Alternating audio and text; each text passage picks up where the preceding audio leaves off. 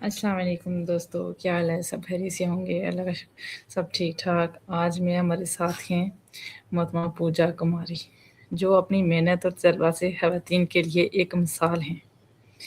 हम इनसे इनकी तालीमी और प्रोफ़ेशनल सफ़र, एआई और डिजिटल स्किल के बारे में बात करेंगे और साथ ही जानेंगे वो किस तरह अपनी ज़िंदगी और कामयाबी में तवाज़ुन रखती हैं। तो चलें शुरू करते हैं और सबसे पहले पूजा से पूछते हैं कि अपना मुख्तसर सफ़र। अस्सलाम वालेकुम पूजा। वालेकुम सलाम, कैसी हैं आप? अल्लाह का शुक्र ठीक-ठाक। आप हमारे व्यूअर्स को थोड़ा-सा पहले अपना इंट्रो करवा दें। जी बिल्कुल। अस्सलाम वालेकुम एवरीवन। मेरा नाम पूजा ट्रेनिंग वाली है। मेरी उम्र 26 साल है और मैं हैदराबाद सिंध से बिलोंग करती हूँ। बेसिकली मैं सिंधी स्पीकिंग हूँ। मैं एक हाउसवाइफ हूँ और एक बच्चे की माँ भी हूँ। इसके अलावा मेरी तालीम मैंने बीएससी किया हुआ है अप्लाइड लिंग्विस्टिक में फ्रॉम वर्चुअल यूनिवर्सिटी और इसके अलावा मुझे थोड़ा बहुत ऑनलाइन फील्ड का एआई का एक्सपीरियंस है तकरीबन 1 साल का और करंटली मैं अभी Riyan AI teachers training batch 21 की तालिब इल्म हूँ। Thank you. बहुत शुक्रिया पूजा, आपने बहुत अच्छे से अपना तारुफ करवाया। आप मुझे ये बताएँ कि आप इस टाइम कहाँ पे हैं? हैदराबाद में हैं या कहीं और रहती हैं? जी जी, इस टाइम मैं हैदराबाद में ही रहती हूँ। ओके। आपने अपने जो तालीम का जो फ़ील्ड में शुरू की, जो करियर शुरू किया एआई में, जी, मुंतखब जी कैसे किया? आपने ट्रेनिंग वाले वहाँ पे मुख्तलिफ नाम आए थे, आपने ट्रेनिंग वाली क्यों चूज़ किया वहाँ पे?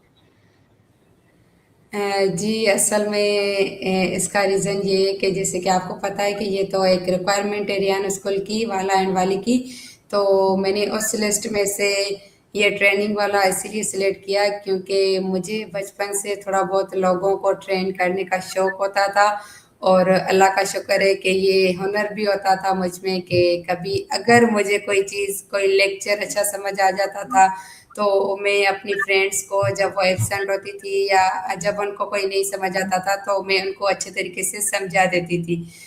इसके अलावा मुझे थोड़ा बहुत मतलब शौक होता था टीचिंग करने का था, तो मैं लोगों को ट्रेन करूँ जो मुझे आता है। अभी भी रिसेंटली मैंने ऑनलाइन फील्ड में कहीं सक्सेस भी पाई है, तो मेरा ये होता है कि जिस चीज़ में मुझे मतलब इल्म हो गया और मैंने वहाँ से सक्सेस पाई, तो मैं उन चीज़ों के बारे में अपने रिलेटिव्स को, लोगों को गाइड करूँ, तो मैं एक अच्छी ट्रेनर हूँ, लोगों को मतलब अच्छे तरीके से बेसिक से समझा देती हूँ, तो इसीलिए मैंने अपने लिए ट्रेनिंग वाला सिलेक्ट किया। बहुत अच्छा पूजा, आपने बहुत डिटेल से हमें बताया, बहुत ही अच्छा काम कर रही हैं आप इस टाइम। अच्छा आप बताएँ कि आपने अपनी तालीम कहाँ तक मुकम्मल की है?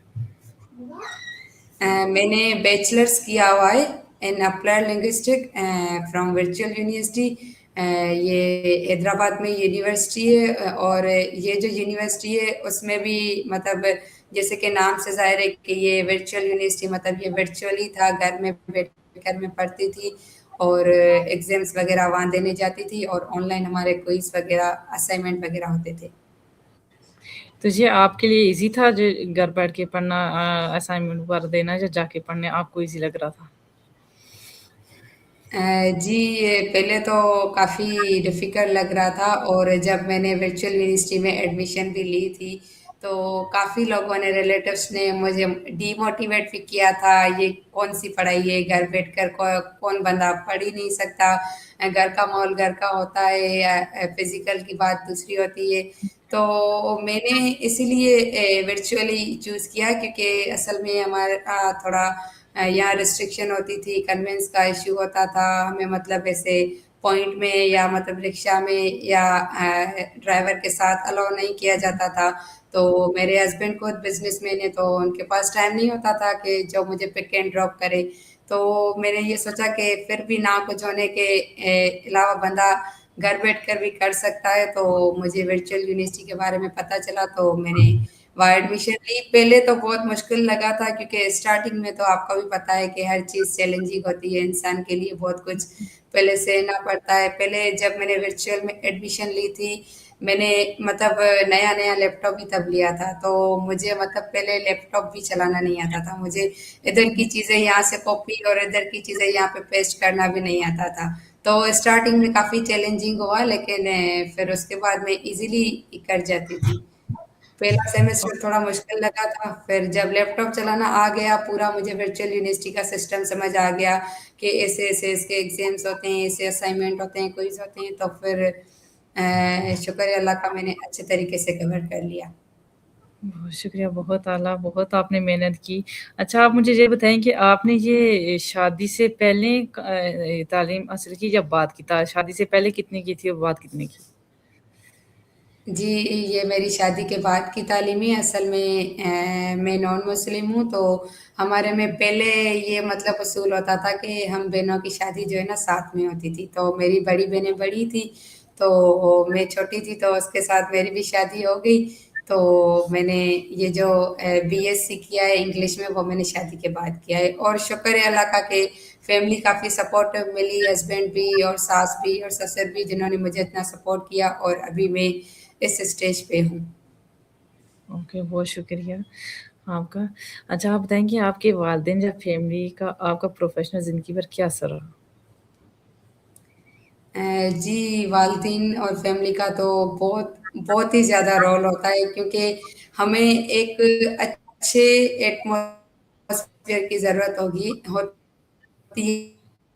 ہے، ایک چیز کو صحیح طرح سے ہوگی تو ہم ایزیلی کام کر سکتے ہیں نا۔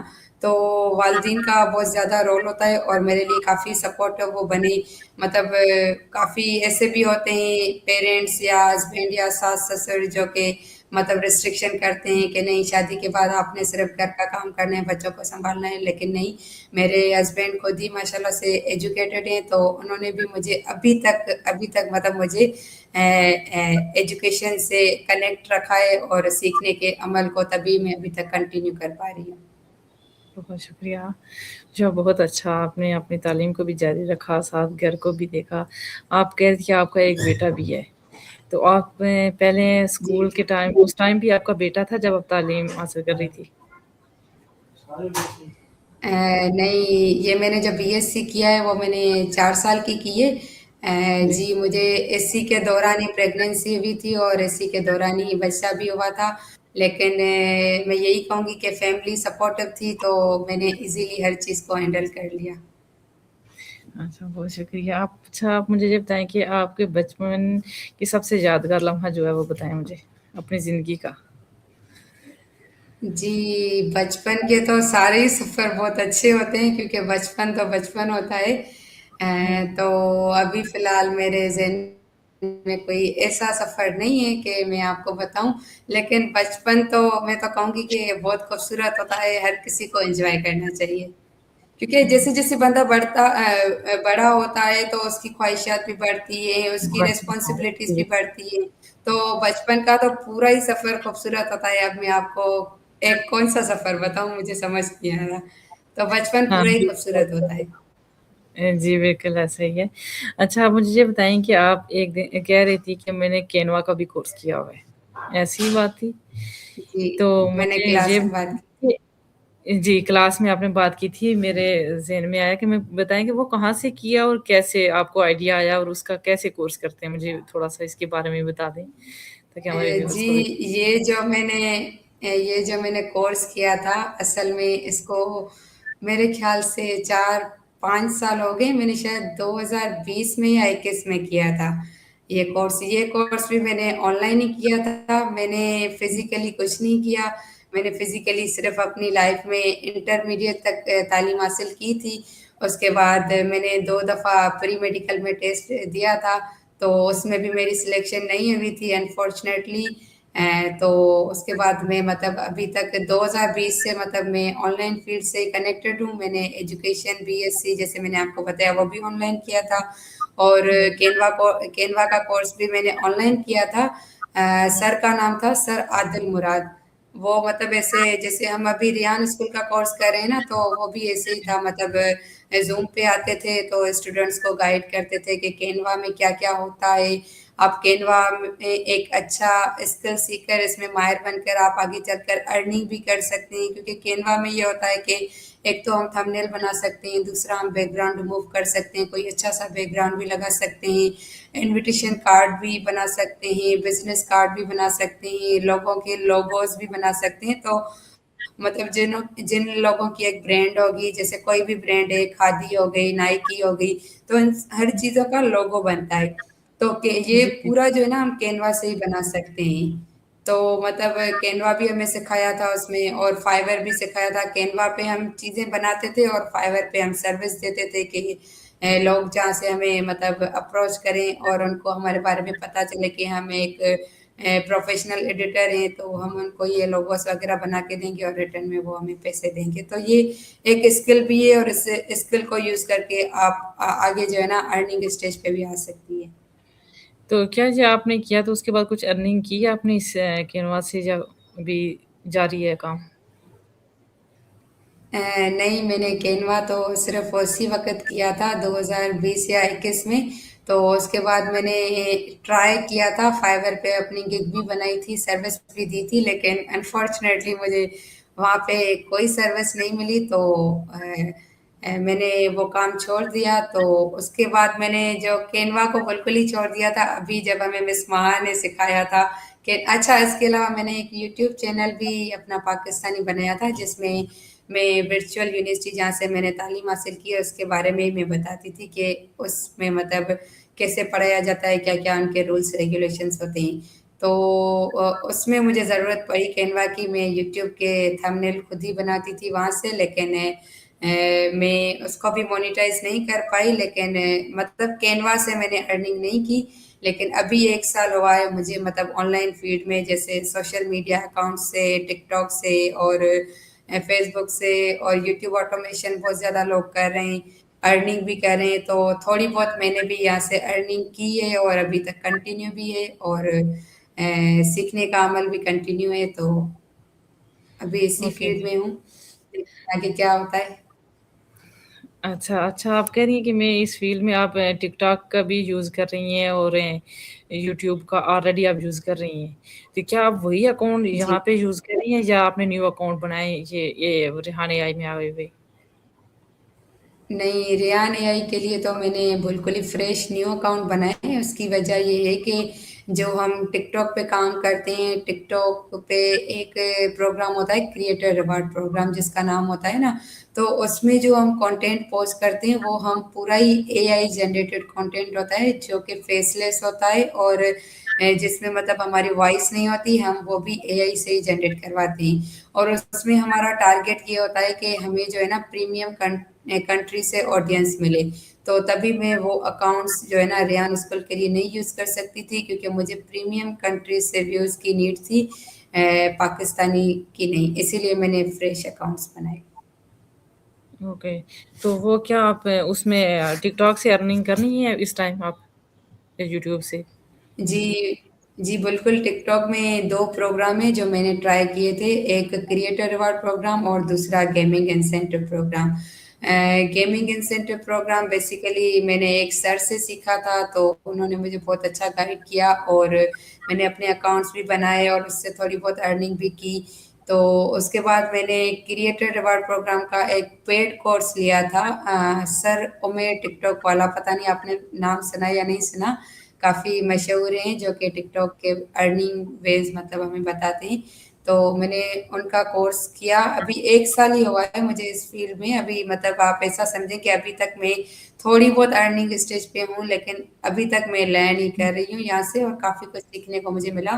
तो वो सर मेरे हमें पूरा मतलब सिखाते हैं कि कैसे मतलब आप कंटेंट क्रिएट कर सकते हैं, कैसे एडिटिंग कर सकते हैं, कैसे आप इसको पोस्ट करते हैं।